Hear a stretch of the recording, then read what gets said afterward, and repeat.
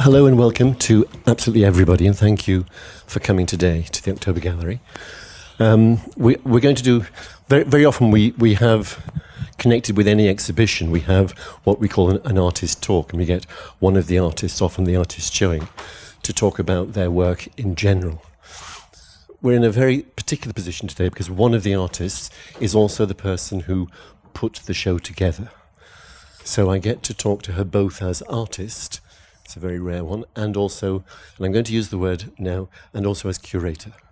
But I want to actually talk about this thing that we do, which we call curating, which we all think we know what it is, and see if either as artist or as curator, I can tease a little bit more out of Elisabeth. This is Elisabeth Lalouschek, who is the artistic director of the October Gallery. Now, I've known Elisabeth for easily 30 years, and without giving her age away, I first met her when I was 17, so not to give her age away. And I've worked very closely with her. And I've seen Elisabeth hang show after show after show here at the gallery. And I've always thought it was just magic. What she did is some kind of, well, magic is the wrong word, let's use another word. There's a mystery about what she does. And I've seen it again and again. And this show, I hope you've had some chance to go and look at it. This show, I think, is a very good example of the kind of thing that Elisabeth is doing. When you talk about curation, I think, I've just talked to a quick artist, what is curation? And he said it's putting things together so that they make sense, so that you can see, to get the word out. That was the idea. So there's some kind of theme that you make visible. Now I'll get into talking about that later, but I thought we might begin, Elisabeth, if you're ready. I thought I'd just talk about how this particular show came together and why you've chosen these. Because one of the things about this show is that they're all completely different artists, and they're all artists from very different places. And there's a sense in which these artists shouldn't really be hanging together. You have a Japanese artist here, you have an African artist there, you have a British artist here, you have an Iranian artist, an American artist. They're all from very, very different places. And the question is then, well, so what are they all doing hanging together? And one of the things that Elisabeth is doing, I think, is she's putting things together in such a way that you, in some sense, have to search through to see what is it that holds them together.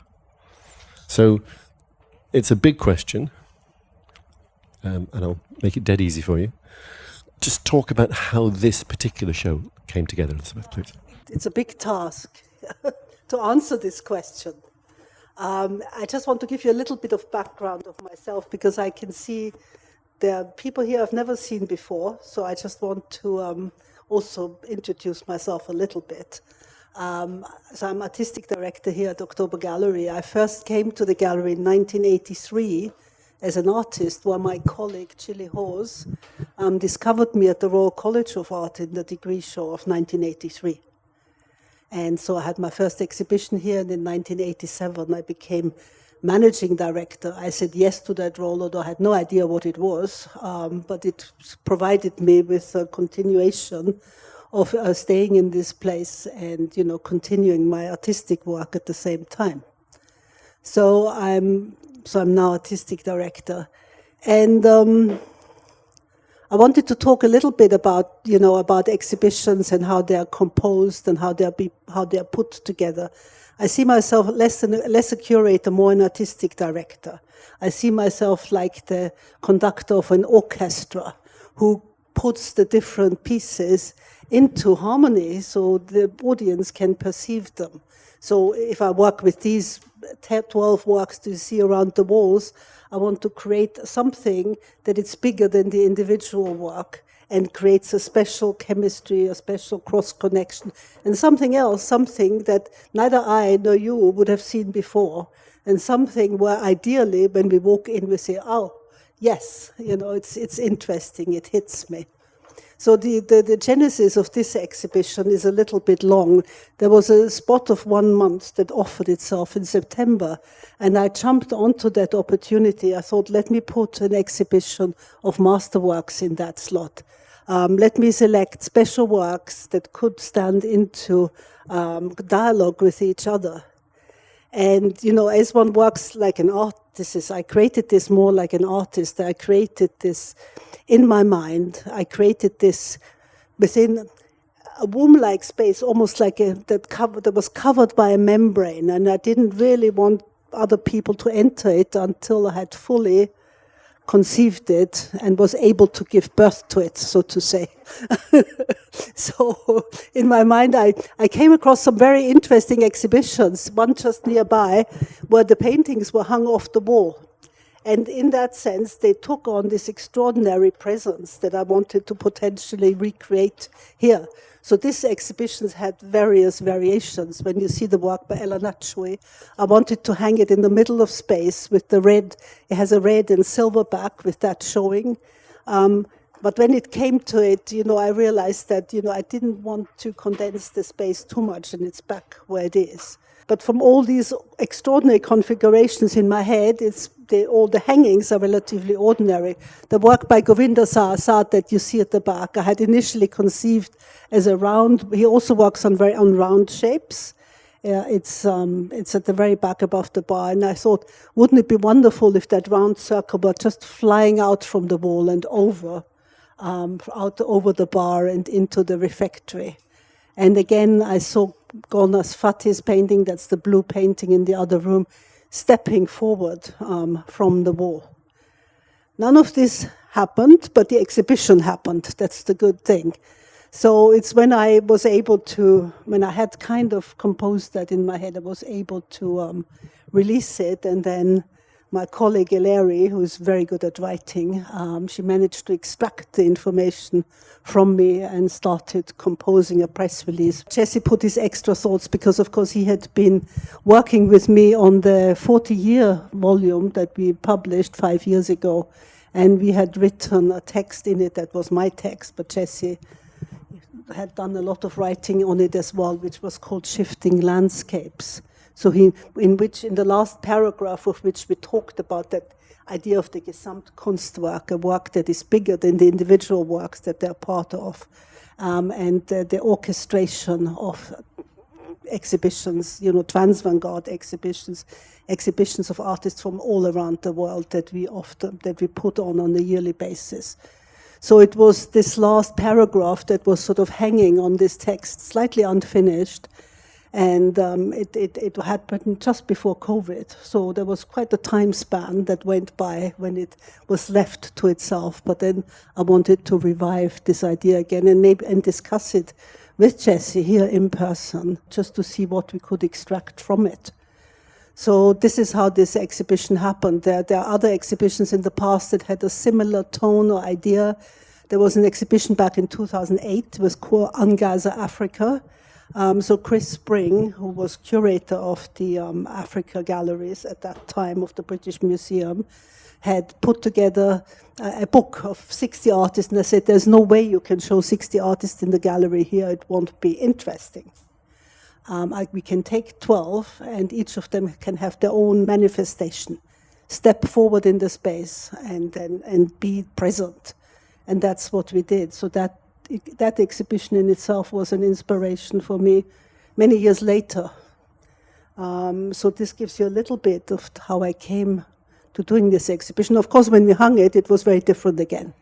It was experimental. I had no idea really how this work by Yoshida would work together with Lalouschek. But the choices were little because you had to put them opposite each other in this room. There were no other spaces that were available for these works. So there's a certain risk and opportunity in this kind of work. So I premeditate little, I operate more like an artist, take the risk, and hope that there will accidents that occur that make things even better than imagined. Right, well, You begin to see my difficulty. Elisabeth kind of lays bare the complexity of how we put together shows in October Gallery, because the artistic director has an idea, which she keeps to herself, inside a little membrane. The curator goes over and says to her, "So what do you think it's about?" And she said, "Well, I'm thinking this person, that person, maybe a bit of this person." And then we have to kind of work with very little knowledge, because she's given us a couple of artists, and there's a new piece. And then artists bring new works that we've never seen before, and they all gradually it comes together in about a month and a half to 2 months. We're having to put together a press release. We're having to think about what it's about. We're having to.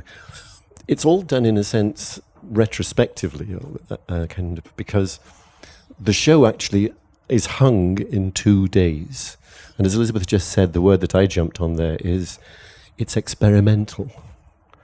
That she'll put something up and say, no, I don't like that. And she'll put something else up and say, no, I don't like that. Go and get me such and such. And she'll bring that, yes, that's it. So all the press release that you've written is basically unfixed, movable. You might have to redo it again. But it is, in fact, as you say, Elisabeth, it's experimental, isn't it? Can you just go on that word and say, what sort of experiments do you think you're constructing? What are you doing? Okay, you have possibly the great contemporary African artist who's working in bottle tops, who's working in rubbish material that he transforms somehow. And you have behind us here this most extraordinary Japanese artist, Kenji Yoshida, who escaped from the Second World War, where he was a kamikaze pilot. He survives the war. He's looked down on by the Japanese for not having died in the war, and he escapes to Paris. He'd been an artist before the war, comes through the war, he escapes to Paris, and every single piece of work he does after that has only one title, and the title is La Vie, life. This is called Life. I don't need... It's a Yoshida. Look for the title. It's called Life. So what kind of experiment... You just said that you could only do these two, but they do begin to talk to each other. What kind of experimental conversation do you expect out of this? So whilst we're talking about experiment, I wanted to jump in a slightly different direction, because I see our friend and wonderful artist Zach Ove sitting in the back there. And I will never forget the exhibition World Through Extraordinary Mirrors that we hung here back in autumn 2019. And there was a car that was hanging, that Zach had created, that had to be hung on the wall. But the gallery itself was full of so many objects that even I, in my experimental mode, thought, oh my God, how are we ever going to get that exhibition together? And it was just so satisfying that it came together beautifully and really created this extraordinary scenario. If you have time, look in the book, a 40-year book. I think it's one of the early images that we have in there. So that was experimental for me in a sense, because I found it overwhelming to start off with. And I found it fabulous when we had finished. So if you have a word that's opposite to overwhelming. Underwhelming doesn't do it. It was not overwhelming. It was really quite, the World Through Extraordinary Mirrors. Yeah. Well, so, even the title there, a world of extraordinary objects. You're asking people to come and look at something that you say is extraordinary. But then you have to somehow present it and them together in such a way that they give this sense of the extraordinary. There was also, wasn't there, the piece over behind, which is by Juki Kwon, who's a Korean artist who takes books to pieces and reconstructs them. So there's a catalysis of it, and then there's a recombination of the pieces of books, and she makes extraordinary objects. That's a flower that is made with a book. And so each of the objects in that show, including Zach's, was it a Morris or was it a Volkswagen? It was an extraordinary piece made out of an old car. put these all together and some kind of magic happens. But you have to kind of imagine the magic before it happens, don't you? Yeah, so as I said, I had visualized this exhibition quite a bit, more than others even, quite a bit before, because I wanted to put something together that really sounded in the autumn, the autumn season, something that re-energized the gallery, and something that was vital force, as we had finally titled it. So for me, these two artists in particular, there are other artists in this room, but those two, because they're opposite each other, were important. And I think if you talk about vital force, they both addressed this kind of field. The work behind me is called La Vie, which is life. And the work in front of me by Ella Natchery is called Continents in Gestation. So all give you a life, all have a life-giving element within them. Kenji Yoshida, just to give you a little bit of history, we found him back in 1988, where he was in the studio in Paris. And when I first visited him, he had about 6,000 some big canvases there. And he was storing them away because he didn't really want to work with other galleries. So he was working for himself, and all of his work was dedicated to life. He'd been a kamikaze pilot in Japan that never had to fly his mission, so life had become so important. I think you only realize how important it is when you don't have it. How important vital force is when you don't have it. And Ella Natchery, we've been working with since 1993, and I think the most recent iteration of his work you might have seen in the Turbine Hall, where he had the big, a huge installation that is now touring to Shanghai. And we've worked with his work intensely for many years. And what's interesting about his work, that you can get your hands in it, that he regards everybody as an artist. So whenever you receive a work, you form it on the wall and you create something else. And everybody contributes. That's from the assistants that worked for him, who might be making little holes in the bottle tops that he works with, to the studio assistants, to the studio managers, to everybody. He had a whole village working for him on one of the important pieces that he had. So he incorporates everybody and works also with the accident that happens there. So somehow I felt that these very long works, long in the sense of spatially long works, would be very interesting to see in front of each other. I was interested to see how the blues would correspond, how the golds would correspond, how the silver would correspond, and whether those two works hanging opposite other were able to put us into an enhanced state of mind. And I think to a certain degree they do. When the gallery is empty and I walk into it, I enjoy it every time, just to see this dialogue, this conversation between the two works, which only happens now. It will never ever happen again. It will happen until the 28th of September. This is when you can listen to this conversation, and then it will disappear. Yoshida's work is so large, you have to store it in sections, and L works, you have to either fold or roll. So they will all disappear, but they're celebrating with us this special moment of life, really, of vitality, of life force. And of course there are other artists like wonderful Lisa Vandy and Chuki Kwon as part of this. But I particularly wanted to talk about these two works speaking to each other in here. And it was, as I say, it was experimental. I didn't know whether it was going to work out or not. I couldn't, it did work out. I couldn't abandon, I didn't have to abandon it. Well, I couldn't have abandoned it because we had a private view, but it had to work out, and it did, thankfully. Well, I think that's a certain risk. Yeah, I know you was taking risks, and I see the risks succeeding again and again. One of the things that's fascinating is, of course, Yoshida is using real gold and real silver. So he's going back to the old Japanese idea which comes originally from the old Buddhist temples, where there was only one little candle to a whole temple. So they would cover all the sacred objects, the Buddhas, the different things, they'd cover it in gold, so that every last little bit of light that was coming from that candle, or those few candles, would echo around the temple, the dark temple.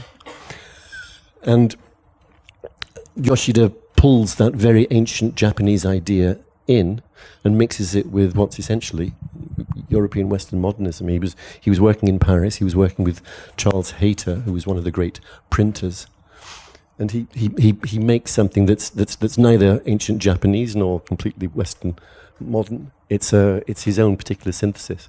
But when these golds come up against Ellen Atsui's silvers and golds, which are taken from essentially industrially produced bottle tops, the thing that has always amazed me about Elle's work is how he manages to make those bottle tops look like things of great value. So you have two completely different processes coming together. I think just the metals talk to each other. It's interesting also with metals, because one day, and I like to work with artists. We were working on a series of prints with Ellen Atsui, with Factum Arte. And some of this series of prints consisted of rubbings of the. We took the tabletops that he used to create these hangings, where assistants had pierced the bottle tops over a long period of time, so it created a landscape. And then we rubbed over them, and there was one printmaker was particularly skilled in this. So I said, "Why don't you take this work and rub it onto gold?" And I said to Elle, what about rubbing this work onto gold in black to create this? And he said, oh, gold. He took quite a while to think about it, because his work was not about gold.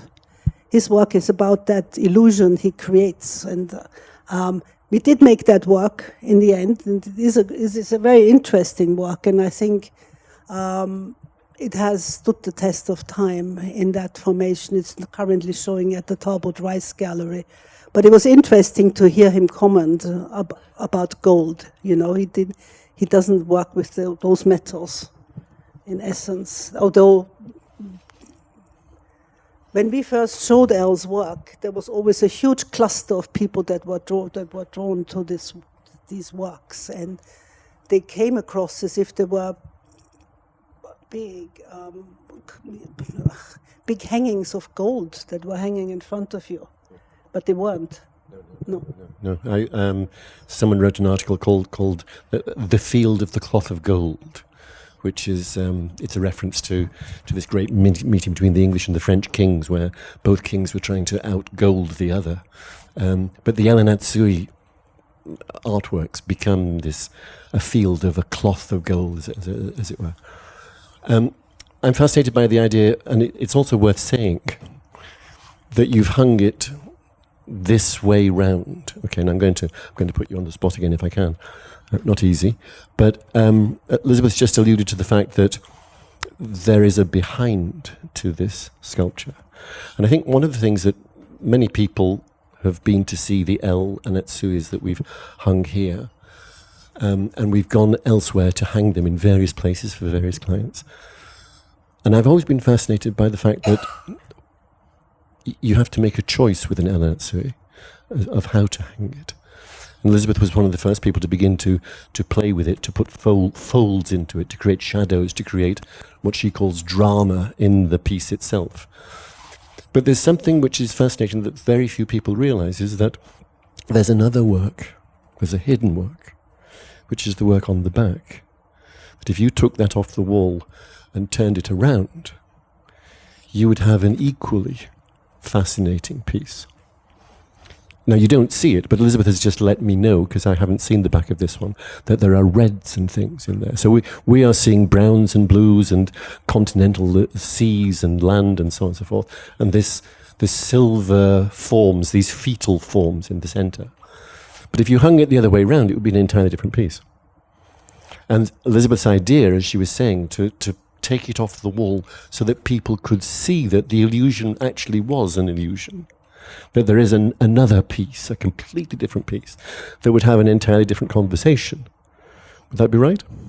Yes, and it's a conversation I didn't think was the conversation I wanted to hear necessarily. The other side was not the conversation I wanted to hear. Yeah. Well, you see, we're talking about magical, mysterious, hidden things. So Elisabeth's idea of what the conversation she might want to hear wasn't that one? Yeah, I think you have to be sensitive. There's some colors or different things that don't. I mean, I haven't tried it out completely. I tried it out a little bit. I just felt, in the end, this was a better conversation for a month. So you have some idea about the conversations you're moving towards? Yeah. As I say, I sort of laid out, I visualize things. I have a sort of 3D design program in my head. I know. I want to talk about that later. In color and other things, so I was able to conceive it, as a thing, and then work with it. Yeah. So Can I go back into that one then and say that one of the Elisabeth is putting dissimilar objects on the wall, and we'll just pick up that term in order to have a conversation, to create a conversation, to try to make a conversation happen. Now, just what she said reminds me that a conversation that doesn't happen actually doesn't exist. You actually have to have the thing before you can have the conversation. You have to have two people for a start. You have to have artists together. And I remember you saying once that you need to put the artists together. You need to put the objects together before you can even see what kind of conversation there might be, which is fascinating. So you're already projecting. But I want to talk about a time over in this corner where you have the Lisa Vandy, the wonderful hull here. And I think on this wall, I think, Elisabeth, you had a small Yoshida, because now we can all see what the Yoshidas look like. You had a small, let's say, 1 meter by 1.5 meters, a small Yoshida, and you had it hanging with a Hazame mask. Mm. Now these Hazame's masks, I don't know if you know, there are two, there's one in the far room, there's just one now. The Rossi. The Hazame's masks are made from plastic jerry cans, black plastic jerry cans. And then he redoes them, reforms them, reshapes them as what he calls portraits. They're not masks per se, they're portraits. And that's a portrait of Rossi de Palma, the actress. But I remember you'd hung a Hazame mask here, where Lisa's hull is, and a small Yoshida here. One from Africa, one from Japan, again. And it was a fascinating conversation. So much so that I would go and just stand there and look between the two, bemused in a sense.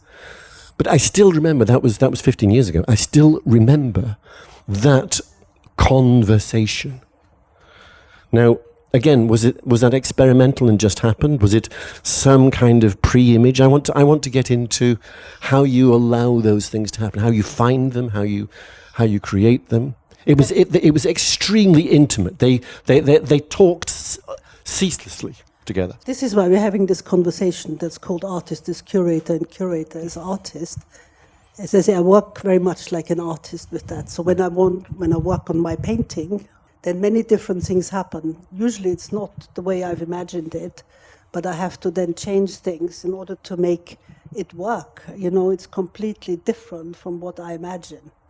So when I work with works of art in this context of hanging them in a space, I work very much like that. And I get unexpected resonances, which I want to retain so other people can see them. And I get areas that don't work. But it is those resonances I'm looking for, these unexpected encounters amongst colors, objects, different works of art, different continents, different individuals that makes it so interesting. And for me, as an artist, maybe I don't deserve the word curator, but as an artist, I work on these exhibitions very much like a big canvas. So where I shift and move things and then find something that will work. Well, of course, one of the things is Elisabeth, having been here since 84 or something like that, 87. What would you say? Well, I showed here in 83, and I worked here 83, from 87. Yeah. So having been here since the mid 80s, let's say, Elisabeth knows her space extremely well. So she knows that the sizes you can project. You can use this as your canvas. I think the gallery is your canvas, isn't it? And then the art that you put into it becomes, let's say, gestures on that canvas. Is that right? Maybe. I mean, you must never forget that the individual work of art that's in it. Obviously, always hugely respect the artist's work, and when I hang it, I want to put it in such a position that it is enhanced, that it's shown in the best possible light, in the best possible situation, in the most interesting conversation with other works, and where it opens unexpected new pathways to think about. But I must never forget, initially we're working with a work of art that already exists, and that I put in juxtaposition with other works, just on a sort of different level. I use them a little bit like in my own painting as a large canvas. Yeah. What about then the fact that you are an artist in your own exhibition? Can you tell us a little bit about the work in the other room, which is Portal? You give me the title. It's called Caressed by. It's called Nierika. Caressed by fire. Yeah. Now, a Nierika, if I can jump in, then is you talk about you did it in Mexico, yes? So the Huicholi Indians in Mexico have these little sacred objects which they construct, and often they're made with a cross and yarn that goes around. The center of these little figures is the critical part of the object, the sacred object, because it's through the center. There's often a hole in the center of it. It's through that central part that spirits come and go from the other world. So that portal, if you like, in the center, is the heart of the world of mystery which exists on the other side and which exists on this side, because spirits, of course, go in and to and out of and through this strange door. Yeah. It's always very strange to be an artistic director and to put your own work into an exhibition. I'm very conscious of that. You work don't with do that it very quite often. differently. But I had the advantage in this case that I painted this work in 1990. So it came out of another life. It was like another person that had painted it, although I was very closely related. Well, it is different. And I will tell you a little bit because it's just such a fascinating story. A friend of mine had lent me a sort of slightly rundown house in Puerto Vallarta that was on the Pacific Ocean in Mexico. And I was on the top of a mountain, 400 steps up. And I was painting for an exhibition both in Chicago and in London. And I spent about 6 months there, and this is one of the paintings I created there. Eventually, I shipped, or I carried them myself, actually, these paintings to Chicago and some of them to London. I still remember I had these huge tubes of paintings with me, and the customs official said, "What are you doing with this huge packet of Marlboro cigarettes?" I said,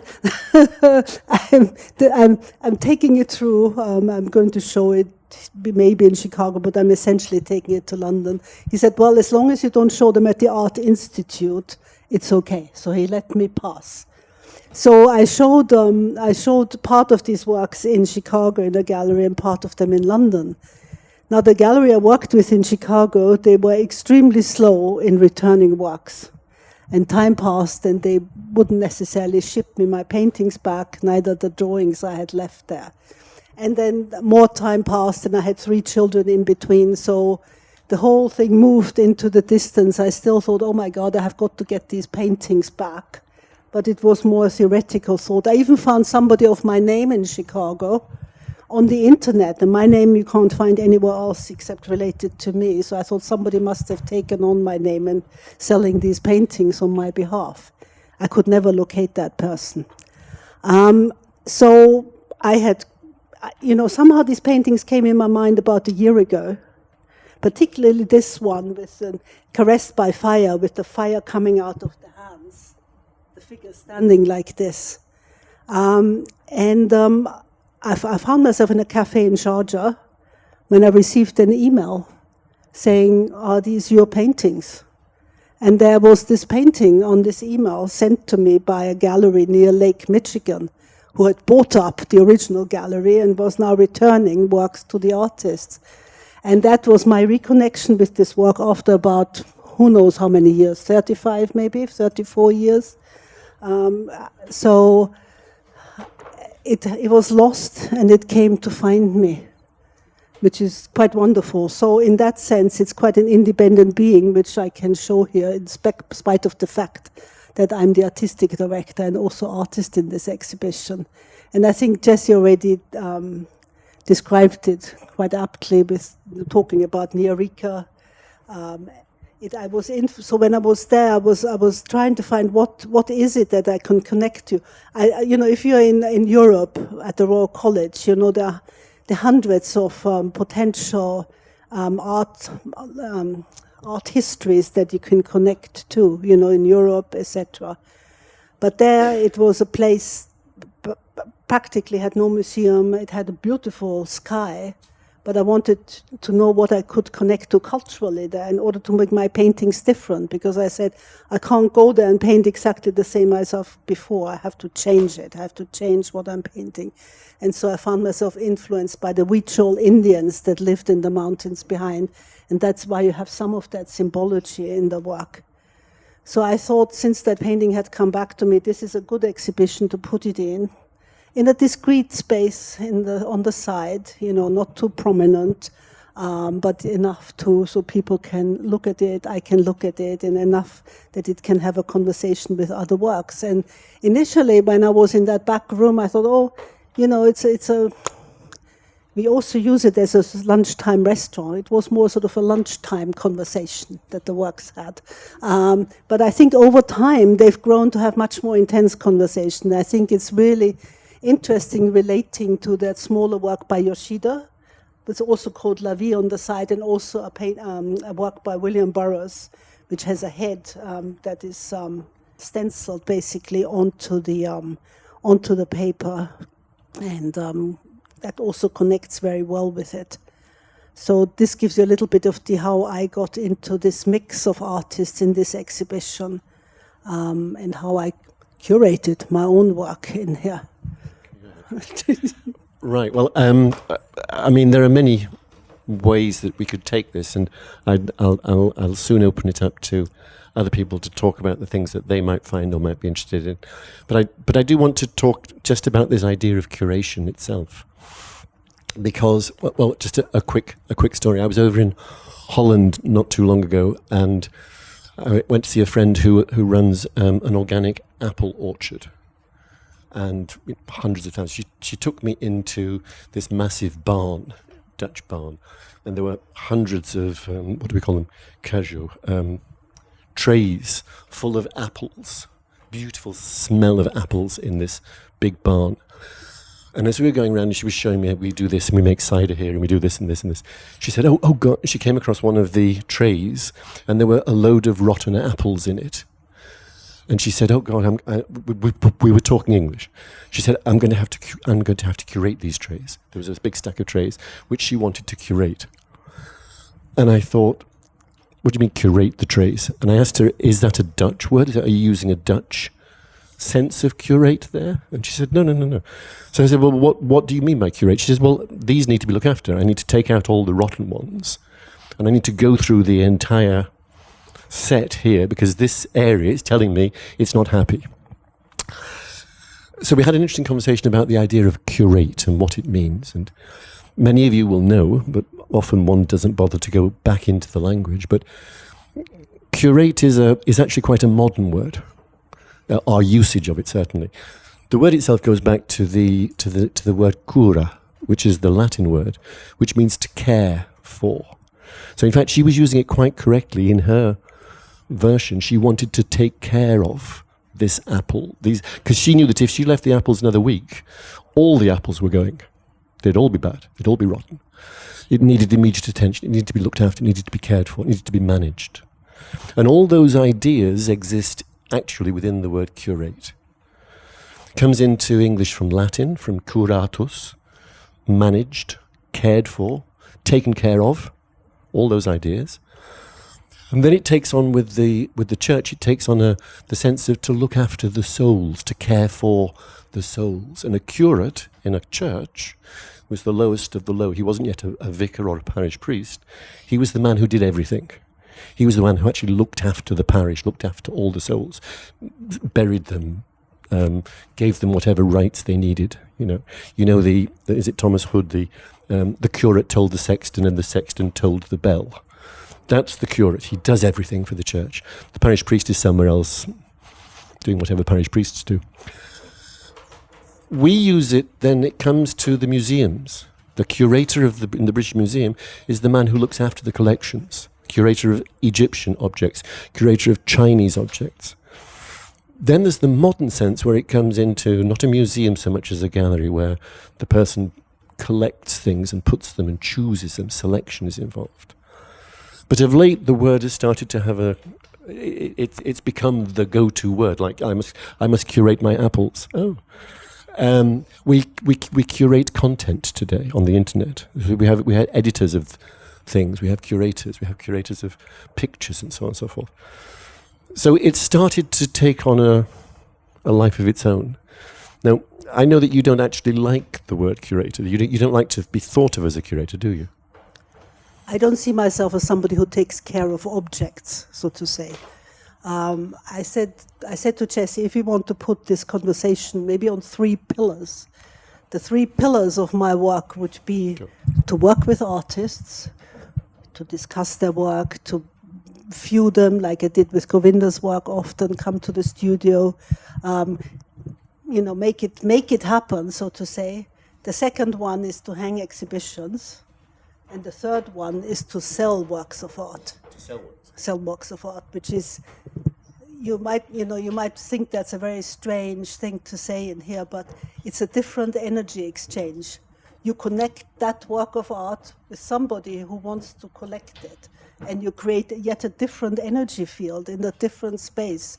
So there is a transmission from, I'm in between, like plugging the work in to somebody else.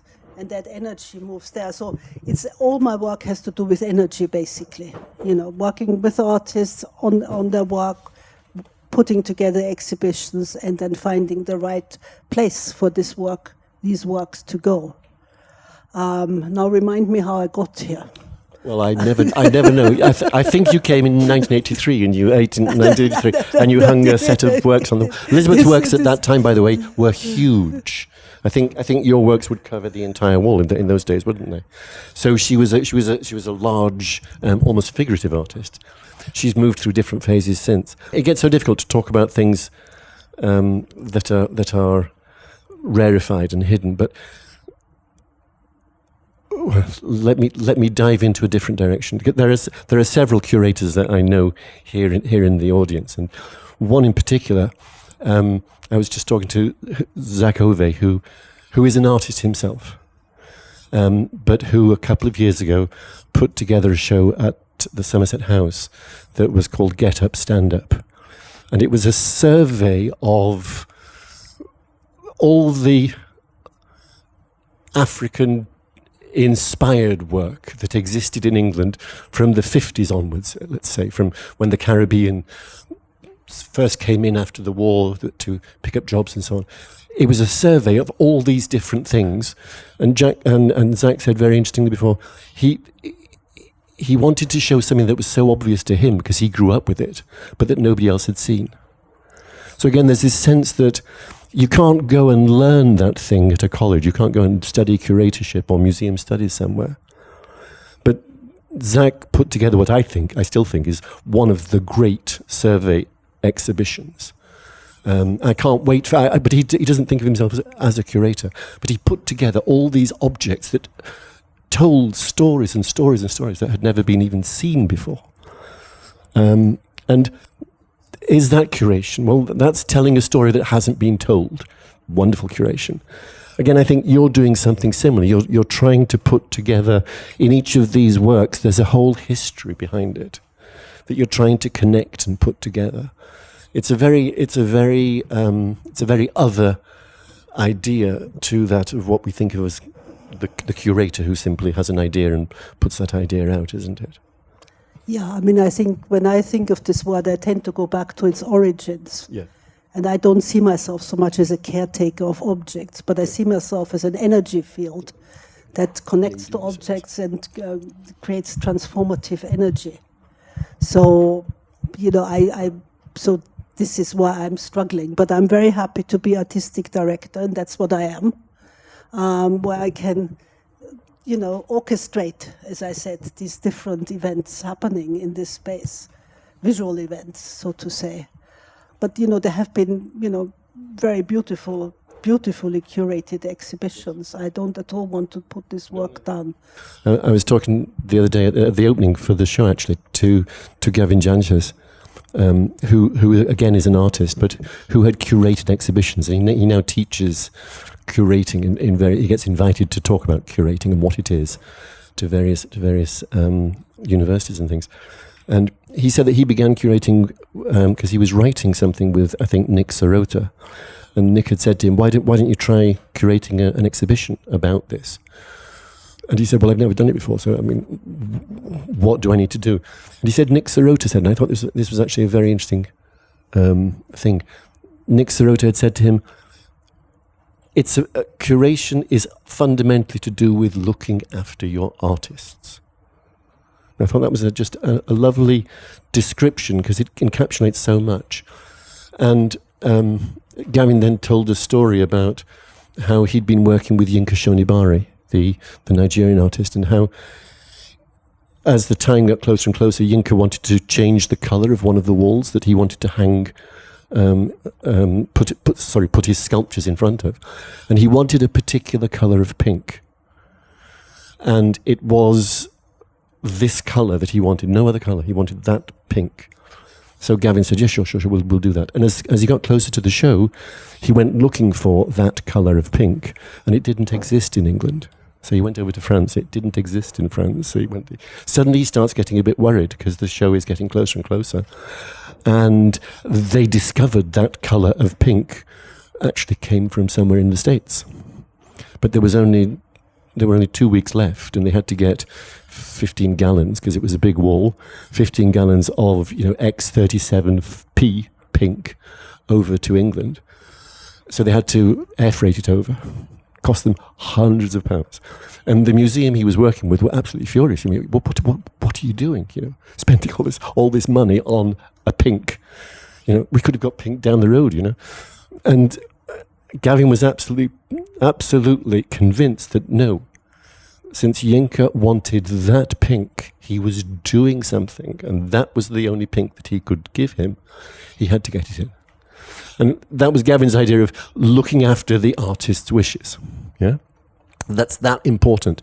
The museum was horrified, but Gavin knew that he had to get that colour for him. Otherwise, he'd broken some kind of trust with the artist. Now, again, because I've worked with Elisabeth, I see you as the artistic director. You never blow your own trumpet, as they say, but I'm always amazed at how much time you spend working with the artists, working with Yoshida, working with Elle, working with Govinda and Lisa and so on. You get involved very much in the process. But also, it's important that you are an artist in and of itself.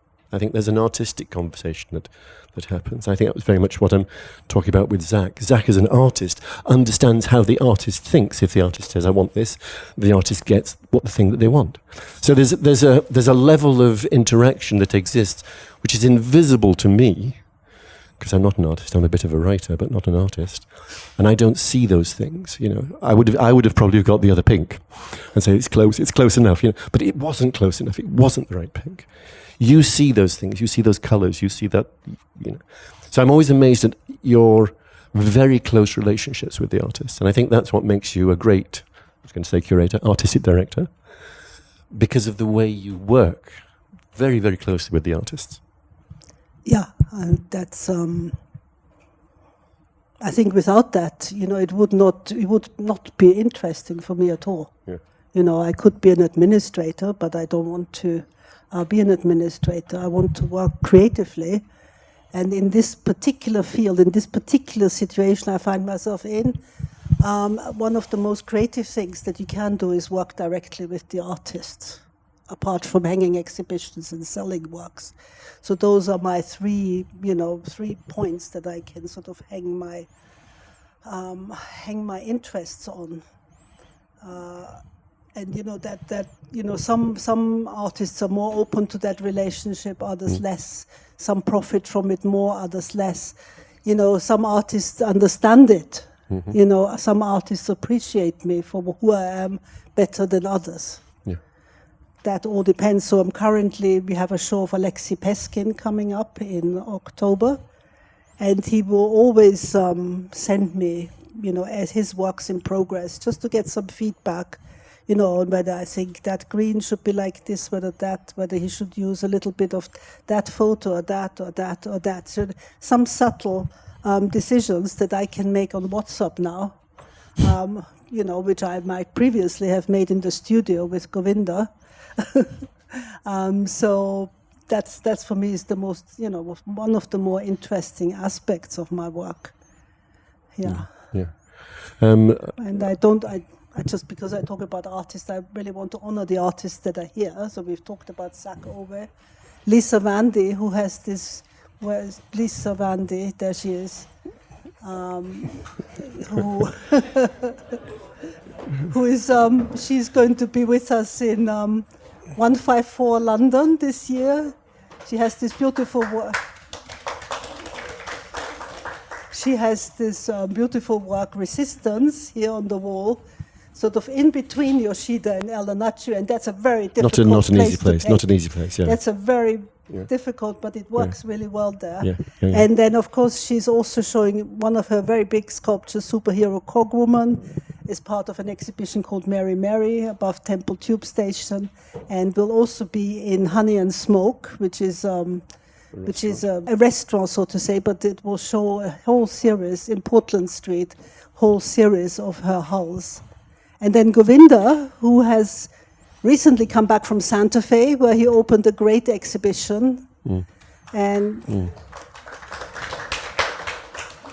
who has made the works for this exhibition specially. That one that you see in the other room is called From Mountain to Margate, which I always wondered what that was. It's kind of where the Himalayas meet Margate.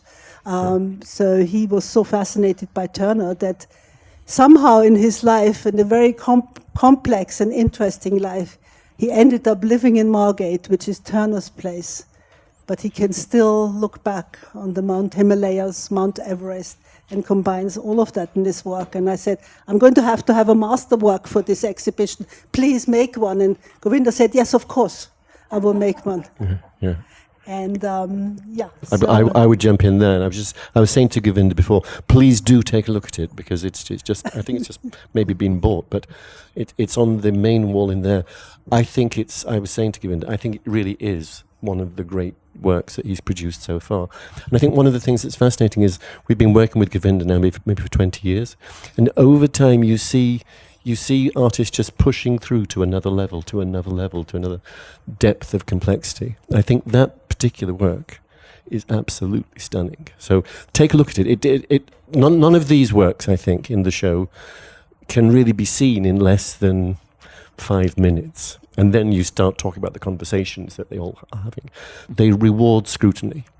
So when the talk is over, when I stop talking, I'm going to ask you if you have any questions, but afterwards, do please take a look at some of the work. So let me just open it to the floor, because I haven't managed to get Elisabeth to say the things I wanted to make her say, but she never does.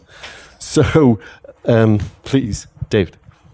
Okay, it's a question for Elisabeth. It's a personal question, Elisabeth, but not to put you on the spot, but a personal question. But let's set the wider issue. Art galleries are special. They bring us together. And this whole exhibition is also about the artwork having conversations with each other. And even in this very room, which represents lots of art events that takes place all over the world, London, all over the world, you will have multiple artists, multiple curators, gallery directors, and so on, different people in the art world, and just admirers of art. And they too have conversations. And a real conversation is about listening and learning. A lot of the conversation is just passing. Hi, hello, moi, you know. But it doesn't go deep. But real conversations about learning. And in those conversations which happen in art galleries, artists learn from artists, curators learn from artists, gallery directors learn from curators, all sorts of permutations of those conversations. But you've introduced another conversation in this event, which none of us really knew about. And that was discovering a 1990s artist yourself, who you're related to, as you expressed it. It's a different artist. You'll never be her again. But you found her work, and you found her. My question is, did you have a conversation? Did you take time to listen? And did you learn anything from that 1990s artist, Elisabeth? I did, yes. Thank you for that question.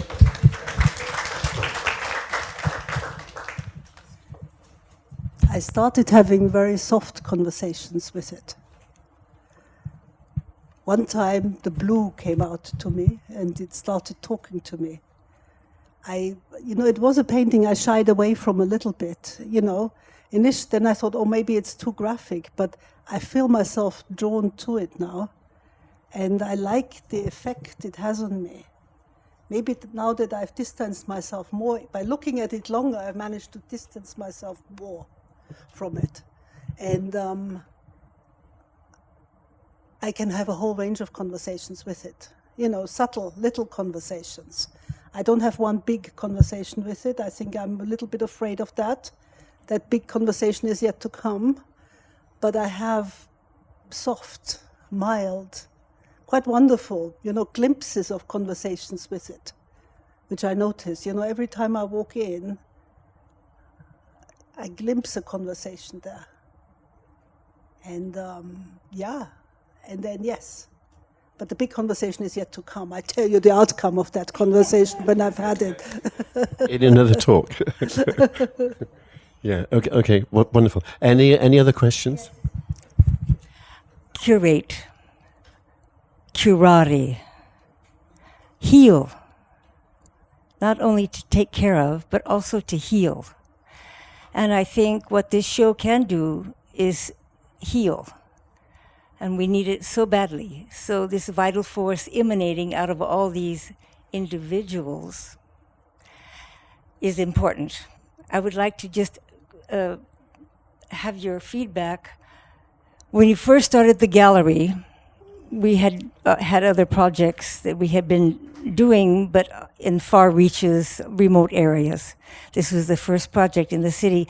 And we decided, there's a group of us who started the gallery, to make this a focus to develop individuality. And I'm so interested that you used that word when you said these are groups, this is all individuals are speaking, and I want to make them speak. And I think that is so key, and that's what I aim to do in the garden. Please tell us any more. First of all, I want to say I've been working together with Chile since 83, really. And she's been a great inspiration, and you can hear that when you have listened to the words that she just said. So I think we feed each other with some of the ideas that you then later see in the gallery. And, there has to be a sensitivity to it. And I completely agree. Each of those works is individual. The artists are individuals, the works are individual. Individuality is something that I really value very highly. So I can only agree with you in that sense. But I was going to say that two of the other artists that we've only touched on slightly in the other room are William Burroughs, who was known as the great writer of American modernism, and Brian Gysin. Now Gysin was the artist, and he really taught Burroughs. He let Burroughs find himself as an artist. He pushed him to produce art as well. But they were partners for many, many years. Gysin, for example, was involved, many people don't know this, he was involved with the Surrealists in Paris. He was kicked out, as most of the great artists were, kicked out of the Surrealists by André Breton, who didn't think he was surrealist enough.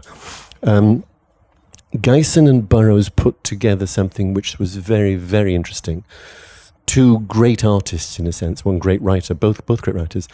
The cut-up technique for which William Burroughs is now known probably came from Gysin's prompting. So you take a word and you cut it, or a sentence, you cut it up and you rearrange the words to create a completely new sentence. It's kind of one of the basic ideas. It's certainly coming back today with mashups and all these kinds of things.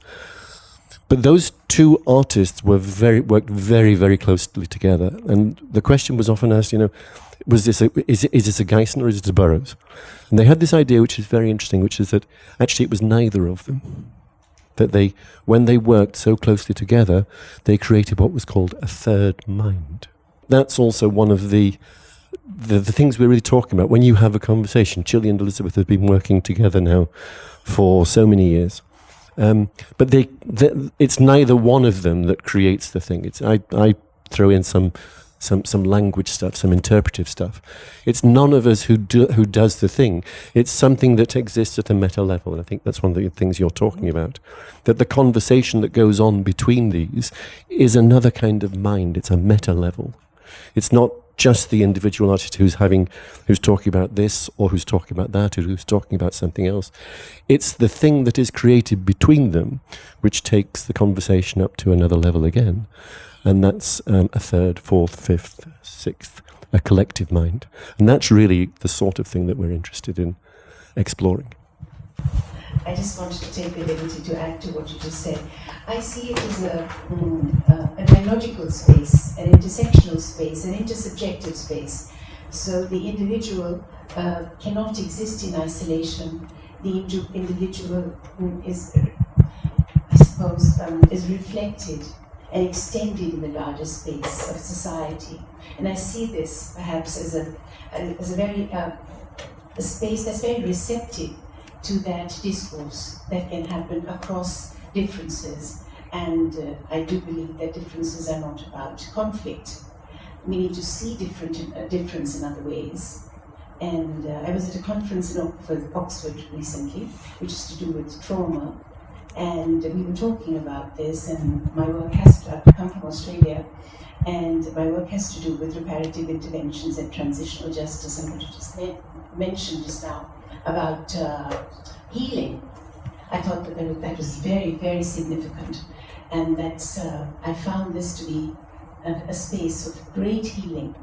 And I just met one of the curators, or person who looks after a section that has to do with education. I was at the Soas Gallery to view the space there for a prospective, I don't know when, and this person just brought me here. And I think that the dialogue that you're talking about, it was such a pleasure to listen to you. Actually, it extends into the community. And we didn't know from Adams, we didn't know each other from Adams, but here I am. I didn't know I was going to be here in this fantastic, wonderful space. I feel included, and I don't feel a stranger to this city. I've come here after a long time, exhibited 20 years ago, and quite very happy. Thank you so much. Thank you so much, and welcome, because I think that was how the gallery was really founded, as an open, inclusive space to show work from all over the world, not just the Western modernist work, but work from all over the world. That is the idea. That's why all these artists are hanging here. And just to go back to this idea of curare, as Chile is saying, to cure. The old word cura, to care for, is obviously linked to cure, to spiritual healing too, of course. Chile just mentioned that the garden, and the garden is a little space. It's a little hidden courtyard, as it were, in the centre of the gallery. Chile spends her whole time doing figures and things and looking after the gallery and making sure that the floorboards are painted and that the walls are white and so on and so forth. But she relaxes by going and looking after the garden. And if we're using this word curate to mean to select and to look after and to choose, then go and look at the garden afterwards. It's a magical little space. Yeah, I think it's very much Chile's work of art. Chile's work of art. Yeah. Absolutely. And it's a curing space. It's a place where healing can take place, where meetings and conversations take place. I was just really interested in picking up on the idea of selection. Obviously, you've got the kind of materiality and the size of an object to do with the expression of the narrative. But I just wondered, for you, when you have a concept of what you want an exhibition to be, like vocal force, how much does your pre-knowledge, because a lot of these artists, you are the one who's worked with them and you know them very deeply, how does the pre-knowledge of the artist's narrative affect your choice? How do you choose and select before we get to this point, knowing their individual thoughts, their processes, and also knowing that they're always in transition, so that they may change how they want to present themselves or what they want to share with their narratives. I'm just interested in what happens before, because we have so many amazing artists that the gallery does represent. How do you get to the point of choosing? Well, I must admit, in this exhibition I was naughty. I kept my mind open and they just came to my mind. And whenever something came through my mind that hit that point, then I held it there and it became part of the exhibition. So because, I had the real advantage there that it was a small slot that nobody wanted an empty slot of 3 weeks, that I could do whatever I wanted to do in it, and I could afford the possibility of just playing, And then when something actually appeared in my mind, I could add or not add it. And most things that appeared in my mind, I added because they probably appeared there because I wanted them to appear. So in this sense, it's quite, it was quite a different process from other exhibitions. I work very closely with Hilary, a wonderful curator there. We spend a lot of time together choosing works for certain projects. This could be art fairs, this could be exhibitions, this could, different big projects. And then we spend quite a lot of time discussing as to why we would want to include this work or not include this work, this artist or that artist. So all these discussions take place. Maybe, I like working with other people as well. So I like working with Hilary on these projects, and with Chile, of course, and Jesse on other aspects. So I like that, when one can energize each other, with ideas, with thoughts, and where one person pulls forward, the other pulls back, and then eventually in this kind of dance, something will appear, and then often the artist is included in this dance as well. Like Lisa knows well, she's part of her whole dance exhibition that she had here recently. We moved with her through these various figures that she created in rope. So I don't know whether this answers your question. I'm just freelancing here with thoughts. It does. I'm just really interested how you can get to the point of making a selection. I'm not afraid. I'm not afraid of works of art. The one interesting thing for me is I sometimes have a hard time recognizing people, but I usually don't forget a work of art once I've seen it. So, they play a very important role in my mind, and I'm not afraid of them, probably because I came to it as an artist, and I just want to make something interesting happen. So the more innovative you can be, the better, the more experimental, the better. You really want to have something new happening. You don't want to repeat body of work. And then I see repeats in my career, repeated histories. And then I think, something new will really have to come next time. Yeah. Yeah, I love this idea of artworks as potential energy, and linking those different energies and seeing what sparks and so on. I have just a practical observation. You talked about Inka Shonebare's pink, and any serious museums professional respects the vision and the artist's moral rights. But I also have come across sometimes it's not possible. For example, there was a work by, I don't want to talk about the institution, but it involved soil from the Kalahari Desert, and it had to be imported.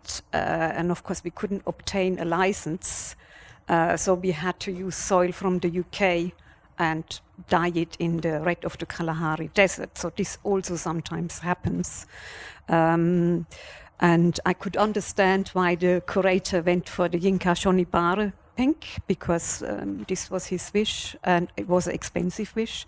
But as art professionals, we try to fulfill the artist's visions and to respect their morals right. I have also come across, because I installed exhibitions all over the work, where you sometimes have to, designers, they want to change the work, the composition or the order of the work, and then you have to step in and say, no, actually it has to be exactly like this. Yeah. Otherwise we preach and disrespect the artist's work, and this was my point. I mean, that was the point, that respect for the artist is absolutely primary. It's a primary concern of any curator, I think. When exhibiting an artist who's no longer living, how do you respect their intentions when they have no agency in that matter? Let me take one artist that we've been working extremely closely with, and I say to him, an artist, it's like he is still alive, although he's passed away in 1990. I think in our minds he's still alive, and he speaks through his work. We work also Yoshida, but let me talk about Aubrey Williams for a moment. So sorry. Yes. Obviously with different artists it's different. Of course, they don't produce any more work. So the body of work is limited, because it's limited by the time they spend here with us. But there's new information you can extract from the works every time you look at them.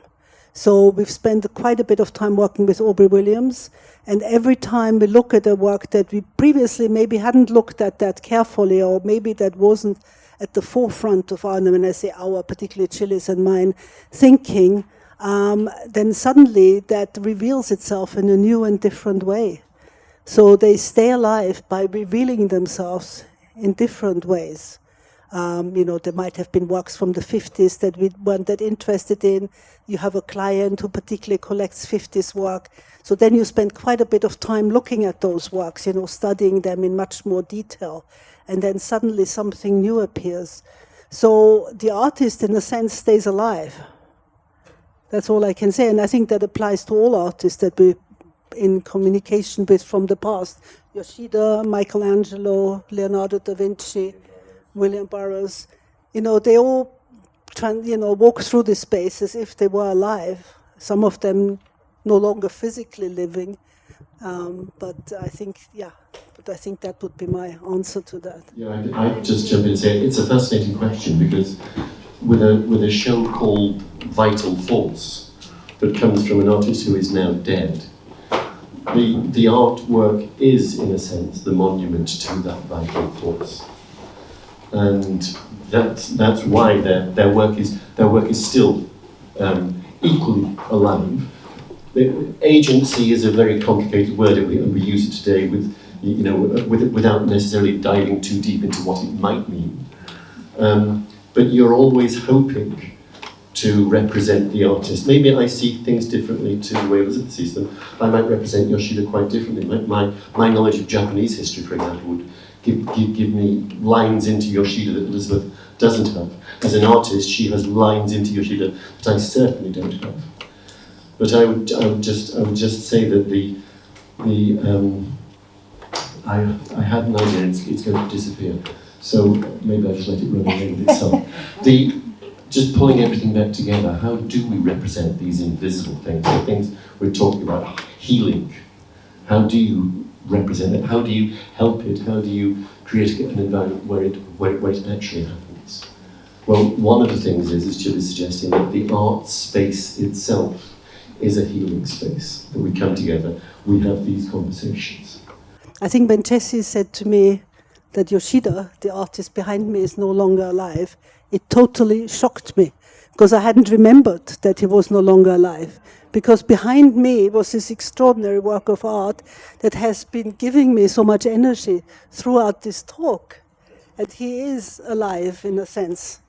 And again, that I pulled that idea that Aubrey Williams, that Elizabeth was talking about, that Gilly knew and Elizabeth knew. He was one of the first artists that Elizabeth worked with. And they got on, not because she was the artistic director, they got on as artists. So they had a conversation that if I would listen to it, I wouldn't understand what they were talking about. But they had a conversation, deep conversation. Aubrey died in 1990. The major book on Aubrey Williams has just come out this month. And it's taken us that long to make sure that Aubrey doesn't disappear. So we give the artist agency by keeping his legacy alive. And the legacy is in the work, and the works have energy. And it's Aubrey, who died in 1990, who would have been an amazing artist today. Really, we didn't see what he could have done. We only saw what he was beginning to do. But he was ignored. This is why Zach would have Aubrey Williams in his exhibitions. We give him agency, we put him there. He's alive. And what he said, the book's just come out. and what he said always was paint, paint, paint.